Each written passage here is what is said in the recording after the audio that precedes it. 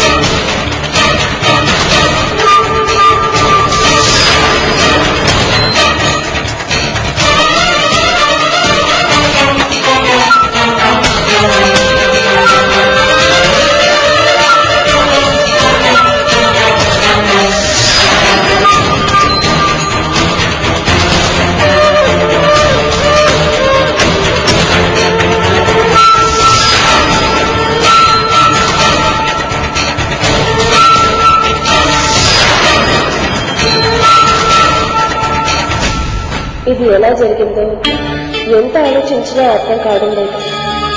కానీ ఒక్కటి మాత్రం నిజం, ఇది కాకతాళీయంగా జరిగింది మాత్రం కాదు. నన్ను చంపడం కోసం ఎవరో ఈ ప్లాన్ వేశారు. ఏదైనా చేశాను నాతో ఒక మాట చెప్పాల్సిన అవసరం లేదా? దాన్ని చంపడం కోసం కరెంటు బిల్ సెట్ చేశావు. ఆ విషయం నాకు ముందే తెలుసుంటే నేను జాగ్రత్త పడేవాడిని కదా. చేయి చూడు ఎలాగైపోయింది. ఆ అవసరం ఉన్న వాళ్ళు ఎక్కడో జైల్లో మగ్గుతున్నారు.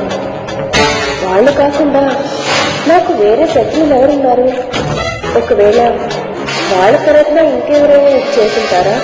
అలా అనుకున్నావన్నా నిన్నంతా ఇంట్లోకి బయట వాళ్ళు ఎవరూ రాలేదే.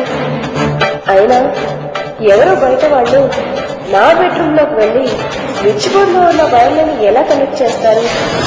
నేను అనవసరంగా అనుమానిస్తున్నానేమో. ఇది మామూలుగా అనుకోకుండా జరిగిందేనేమో. నా ఆలోచనలు నిలకడగా లేకుండా నిమిషానికో విధంగా మారుతున్నాయి. ప్రస్తుతానికి ఈ విషయం గురించి ఏమీ ఆలోచించకుండా వదిలేయడమే మంచిది.